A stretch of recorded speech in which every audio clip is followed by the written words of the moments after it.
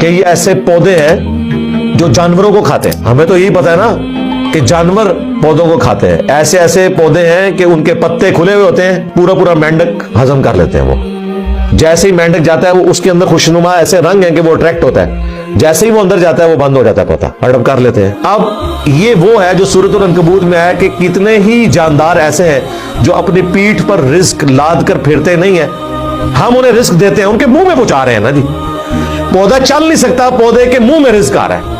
मक्खी है, वो जाके बैठती है, वो बंद हो जाता है। अच्छा, फिर उन्होंने ये भी बताया कि वो जब वो फड़फड़ाएगा ना इतनी दफा, तो उसके बाद वो बंद होता है। बारिश के कतरे जब पड़ते हैं ना उसी कांटों के ऊपर, बारिश के कतरे भी तो उसको इफेक्ट कर रहे हैं, उसकी वजह से नहीं बंद होता। ऐसी फ्रीक्वेंसी वो डिटेक्ट करता है कि ये वाली फ्रीक्वेंसी है।